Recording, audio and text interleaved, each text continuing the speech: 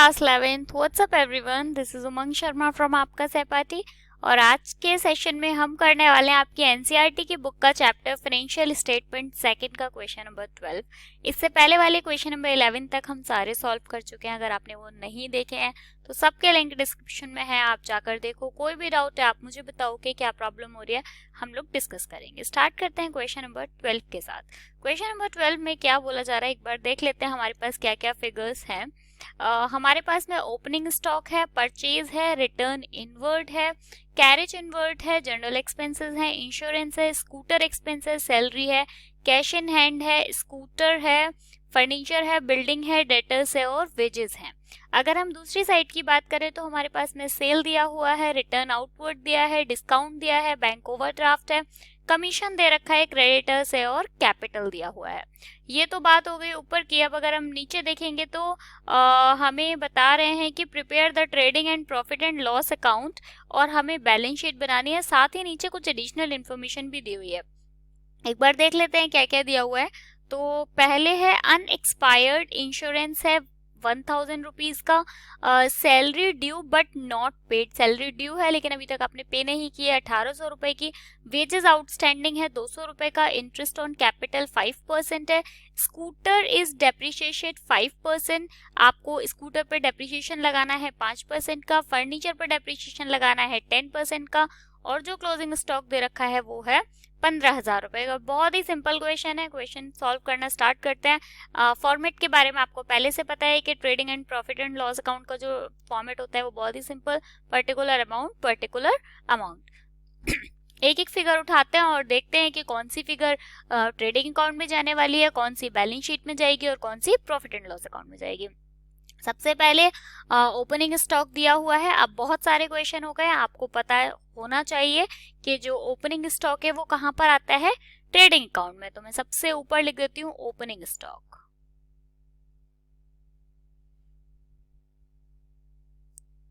बाहर लिख देते हैं फाइनल अमाउंट 16,000। नेक्स्ट उसके बाद परचेज दे रखा है, तो आपको पता ही है कि परचेज जो होता है वो भी ट्रेडिंग अकाउंट का ही जो ट्रेडिंग अकाउंट की फिगर होती है और ओपनिंग स्टॉक के नीचे आती है।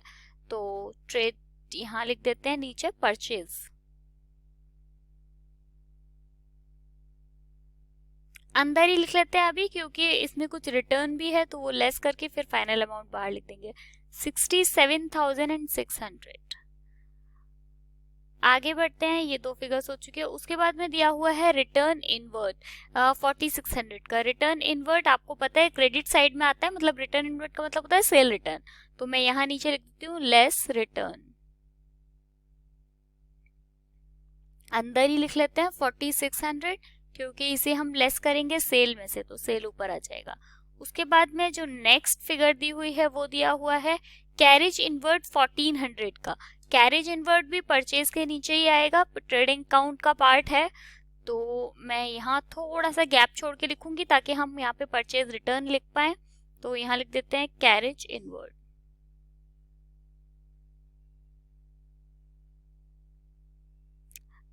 फाइनल अमाउंट डायरेक्टली बाहर लिख देते हैं क्योंकि इस पे कुछ भी एडजस्टमेंट नहीं होगा।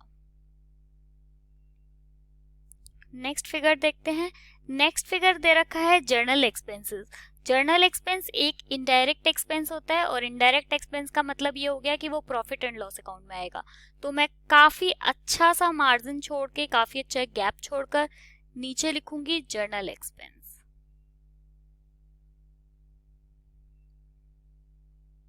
हर क्वेश्चन में बताती हूँ कि अलग से पता चलना चाहिए कि कहाँ पे आपका ट्रेडिंग अकाउंट खत्म हो रहा है और कहाँ से आपका profit and loss account start हो रहा है।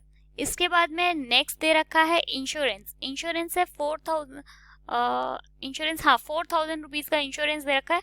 और इंश्योरेंस पे एक एडजस्टमेंट भी है, लेकिन एडजस्टमेंट हम बाद में करेंगे। मैंने जर्नल एक्सपेंस का अमाउंट नहीं लिखा है, 2400। इंश्योरेंस यही नीचे लिख लेते हैं, अंदर ही लिख लेंगे अभी, फिर एडजस्ट करके फाइनल अमाउंट बाहर लिखेंगे 4000 का इंश्योरेंस। उसके बाद में next scooter expense. Scooter expense दिया हुआ है 200 रुपए का, और स्कूटर एक्सपेंस भी एक इनडायरेक्ट एक्सपेंस है, तो ये भी प्रॉफिट एंड लॉस अकाउंट में आएगा स्कूटर एक्सपेंस। स्कूटर एक्सपेंस 200 रुपये बाहर लिख देते हैं क्योंकि कोई एडजस्टमेंट नहीं है। इसके बाद में जो नेक्स्ट दिया हुआ है स्कूटर के बाद में है नेक्स्ट सैलरी। सैलरी भी trading profit and loss account में ही आएगा, यही लिख देते हैं सैलरी। सैलरी पर भी कुछ एडजस्टमेंट है इसलिए हम इसे अभी अंदर ही लिख लेंगे 8800। उसके बाद में आगे बढ़ते हैं, सैलरी तक हो गया है। उसके बाद में cash in hand. Cash in hand जो है वो आपको पता है कि कैश इन हैंड जो होता है वो बैलेंस शीट का आइटम होता है, तो कैश इन हैंड 4000 रुपए का दिया हुआ है। उसके बाद में स्कूटर दिया है, स्कूटर भी एक असेट है तो इसको भी हम बैलेंस शीट में ही लेकर जाएंगे। उसके बाद नेक्स्ट दे रखा है फर्नीचर 5200 का, तो फर्नीचर भी असेट है, इसे भी हम बैलेंस शीट में लेके जाएंगे। उसके बाद में डेटर्स दिए हुए हैं, डेटर्स भी हमारे लिए एक असेट होती है, ये भी बैलेंस शीट में ही जाएगा। तो ये यहाँ से लेकर ये सारे आइटम चारों को हम पहले बैलेंस शीट में लिख देते हैं। आ जाते हैं असेट साइड में, तो सबसे पहले cash in hand. Cash in hand का अमाउंट हम डायरेक्टली बाहर लिख देंगे क्योंकि इस पे कोई एडजस्टमेंट नहीं होगा। इसके बाद में स्कूटर, स्कूटर अंदर ही लिख लेते हैं क्योंकि इस पर कुछ डेप्रिसिएशन था तो वो हम बाद में करेंगे एडिशनल इंफॉर्मेशन में। अभी उसके बाद में नेक्स्ट दे रखा है फर्नीचर। फर्नीचर भी अभी अमाउंट अंदर ही लिख लेते हैं 5200। इसके बाद में नेक्स्ट है बिल्डिंग। बिल्डिंग जो है वो 65,000 की है, बाहर लिखते हैं क्योंकि कोई एडजस्टमेंट नहीं है। इसके बाद नेक्स्ट दे रखा था डेटर्स, तो डेटर्स भी लिख देते हैं 6000 के डेटर्स हैं। That's it. चलते वापस क्वेश्चन की साइड। उसके बाद में नेक्स्ट जो है वो दे रखा है वेजेस, और वेजेस आपको पता है एक डायरेक्ट एक्सपेंस होता है, और डायरेक्ट एक्सपेंस कहाँ पे आएंगे, ट्रेडिंग अकाउंट में, तो मैं यहाँ पर लिख दूंगी वेजेस। अमाउंट जो है वो 1200 है, हम अंदर ही लिख लेते हैं क्योंकि इसमें कुछ आउटस्टैंडिंग था तो वो हम बाद में लिखेंगे। आ जाते हैं इधर, तो इधर सबसे पहले हमें सेल दी हुई है 1,12,000 की, और सेल आपको पता ही है कि क्रेडिट साइड में आती है, तो यहाँ लिख देते हैं सेल 1,12,000। अब 1,12,000 में से 4600 जो कि रिटर्न है इसको माइनस करके फाइनल अमाउंट बाहर लिख देते हैं, तो आएगा 1,07,400। फाइनल अमाउंट बाहर लिख देंगे। आ जाते हैं तो आगे, रिटर्न आउटवर्ड दिया हुआ है 3200 का। रिटर्न आउटवर्ड का मतलब होता है परचेज रिटर्न, तो आप इधर लिख दो लेस रिटर्न 3200। जब आप 67,600 में से 3200 माइनस करेंगे तो आएगा 64,400। फाइनल अमाउंट बाहर लिख देंगे। आगे बढ़ते हैं, नेक्स्ट दिया हुआ है आपको डिस्काउंट। अब आप देखो डिस्काउंट आपको इस साइड में दिया हुआ है इसलिए आप इसे इनकम मानेंगे और क्रेडिट साइड में लिखेंगे। अगर यही आपको डेबिट में दिया होता तो आप एक्सपेंस समझते। तो डिस्काउंट है 1400 का, तो मैं यहाँ प्रॉफिट एंड लॉस में लिख दूंगी थोड़ा सा नीचे डिस्काउंट, क्योंकि ऊपर तो हम ग्रॉस प्रॉफिट जो होगा वो ट्रांसफर करेंगे और जो डिस्काउंट है वो 1400 का है। उसके बाद जो नेक्स्ट दिया हुआ है बैंक ओवरड्राफ्ट। बैंक ओवरड्राफ्ट जो है वो आपको पता ही है कि आपके लिए लायबिलिटी है, इसका मतलब बैलेंस शीट में जाएगा। उसके बाद नेक्स्ट दिया हुआ है कमीशन। चलो पहले बैंक ओवरड्राफ्ट लिख लेते हैं 10,000 रुपए का, तो मैं इधर बैलेंस शीट के लायबिलिटी साइड में थोड़ा सा नीचे लिखूंगी क्योंकि ऊपर हम कैपिटल लिखेंगे, तो यहाँ लिख देते हैं बैंक ओवरड्राफ्ट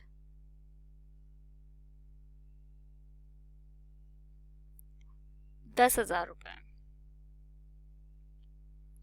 उसके बाद में नेक्स्ट जो है वो दिया हुआ है कमीशन 1800 रुपए का, और कमीशन जो है वो कहाँ आएगा, ट्रेडिंग अकाउंट में, sorry profit and loss account में। डिस्काउंट के नीचे ट्रेडिंग अकाउंट में मैंने गलती से बोल दिया था, यहाँ पे कमीशन। कमीशन का भी सेम डिस्काउंट जैसा सीन है। अगर ये कमीशन डेबिट साइड में दिया होता क्वेश्चन में तो आप इसे एक्सपेंस मानते, लेकिन अभी आप इसे इनकम समझ के चल रहे हैं क्योंकि आपको क्रेडिट साइड में दिया हुआ है। इसके बाद में नेक्स्ट दे रखा है क्रेडिटर्स। क्रेडिटर्स आपको पता ही है कि बैलेंस शीट का आइटम है, लाइबिलिटी में जाएगा। और उसके बाद में नेक्स्ट दे रखा है कैपिटल 50,000 का।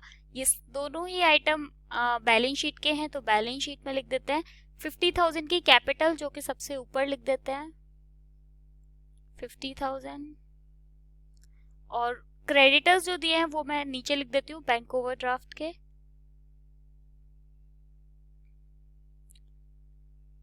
16,000। कोई फर्क नहीं पड़ता, मैं हमेशा बताती हूँ क्रेडिटर्स ऊपर कर दो, बैंक ओवरड्राफ्ट नीचे कर दो, इधर डेटर्स ऊपर कर दो, फर्नीचर नीचे कर दो, बिल्डिंग ऊपर कर दो, कोई फर्क नहीं पड़ेगा इससे। चलो, ये सारे फिगर्स हमारे कंप्लीट हो जाते हैं। अब हम आ जाते हैं एडजस्टमेंट की साइड। तो एक एक एडजस्टमेंट पढ़ते हैं। आपको मैं पहले भी बहुत बार बता चुकी हूँ कि जितनी भी एडजस्टमेंट होती हैं वो सारी एडजस्टमेंट कम से कम दो जगह पर इफेक्ट डालती है, तो सारी एडजस्टमेंट दो जगह जाएगी। पहली जो एडजस्टमेंट दे रखी है वो दे रखी है अनएक्सपायर्ड इंश्योरेंस। तो पहले आ जाते हैं हम यहाँ पे इंश्योरेंस में। अब देखो अनएक्सपायर्ड इंश्योरेंस है, मतलब कितने का है, 1,000 रुपए का। तो आप यहाँ पे लेस अनएक्सपायर्ड इंश्योरेंस 1,000। 4,000 में से 1,000 माइनस करोगे तो 3,000। अब इसका एक जगह और इफेक्ट जाएगा, कहाँ पर, असेट में। तो यहाँ पर आ जाओ आप, मैं लिख देती हूँ अनएक्सपायर्ड इंश्योरेंस 1,000। देखते हैं सेकेंड एडजस्टमेंट क्या है। जो सेकेंड वाली एडजस्टमेंट है वो है salary due but not paid. तो सैलरी आ जाते हैं हम सैलरी पे, तो सैलरी को एडजस्ट करते हैं प्लस आउटस्टैंडिंग 1,800 रुपए। 8800 में जब आप 1800 प्लस करोगे तो 10600। अब क्योंकि ये आपकी एक लाइबिलिटी है, तो बैलेंस शीट में मैं नीचे लिख देती हूँ आउटस्टैंडिंग सैलरी। आपने अभी तक पे नहीं की है, आपको पे करनी है 1800, तो आपके लिए एक लाइबिलिटी है। आगे बढ़ते हैं। दो एडजस्टमेंट हो चुकी है। एडजस्टमेंट नंबर थर्ड में दिया हुआ है वेजेस। दे रखे हैं आपको वेजेस आउटस्टैंडिंग 200 रुपीज, 200। ओके, हाँ, तो वेजेस पर आ जाओ, यानी ट्रेडिंग अकाउंट में यहाँ पे ऐड आउटस्टैंडिंग 200। तो 1200 में 200 प्लस करोगे तो 1400। अब आप आ जाओ इसके सेकेंड इफेक्ट पे, यानी बैलेंस शीट में। यही मैं आउटस्टैंडिंग सैलरी के नीचे ही लिख दूंगी आउटस्टैंडिंग वेजेस 200। आगे बढ़ते हैं नेक्स्ट। उसके बाद में जो थर्ड के बाद नेक्स्ट दे रखा है इंटरेस्ट ऑन कैपिटल 5%। तो आ जाओ यहाँ पे plus interest on capital.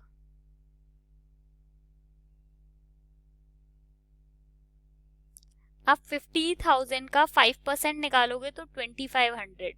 But अभी हम इसको फाइनल नहीं करते हैं, क्योंकि अभी इसमें नेट प्रॉफिट हमें प्लस करना है। तो और क्योंकि ये एक एडजस्टमेंट है, इसलिए इसका इफेक्ट दो जगह जाएगा। और जो पहला एडजस्टमेंट थी वो हमने लाइबिलिटी साइड में की, और जो दूसरी एडजस्टमेंट है वो हम कहाँ पे करेंगे, प्रॉफिट एंड लॉस अकाउंट में। तो आप यहाँ पे लिखोगे इंटरेस्ट ऑन कैपिटल।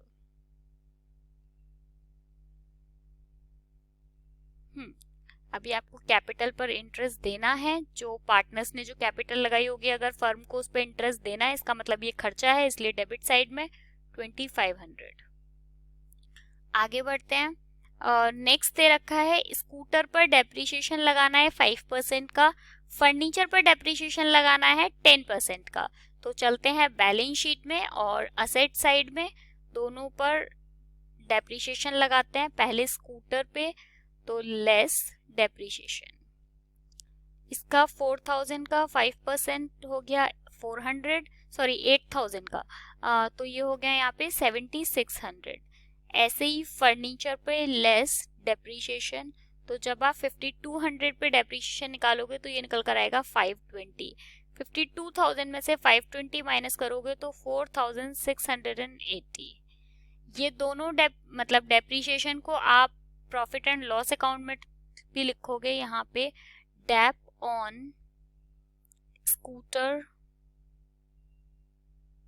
कितना 400, ऐसे ही डेप ऑन फर्नीचर 520। इसके बाद में एक लास्ट दे रखा है, इन दोनों को करने के बाद क्लोजिंग स्टॉक है 15,000 का। तो पहले जो क्लोजिंग स्टॉक है आप उसको लेकर जाओ यहाँ पे ट्रेडिंग अकाउंट में, क्लोजिंग स्टॉक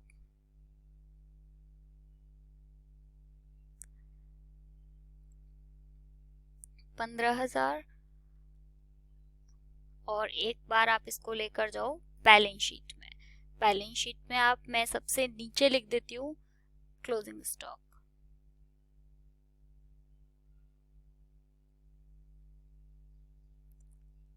एक बार देख लेते हैं कुछ छूटा तो नहीं है। तो हमारे पास में इधर अगर मैं बात करूं ट्रेडिंग अकाउंट की, तो सबसे पहले हम ट्रेडिंग अकाउंट को टोटल लगाएंगे।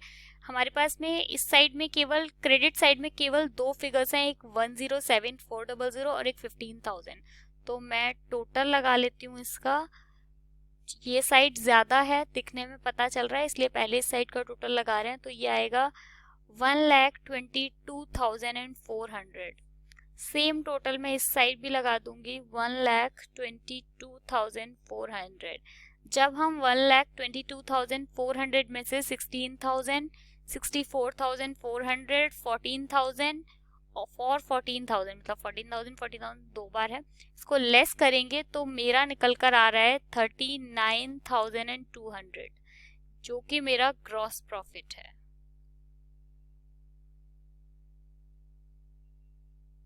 इसी ग्रॉस प्रॉफिट को आप ट्रांसफर कर लोगे अपने प्रॉफिट एंड लॉस अकाउंट में। तो मैं यहाँ लिख देती हूँ सबसे ऊपर ग्रॉस प्रॉफिट 39,200। अब आप देखो इधर इस बार भी हमारे पास जो क्रेडिट साइड है वो ज्यादा है, क्योंकि इधर हमारे पास में एक फिगर है 39,200, एक 14,000 और एक 1,400 और एक 1,800। तो टोटल लगा लेते हैं। तो मेरा इस साइड का जो टोटल है वो आ रहा है 42,400।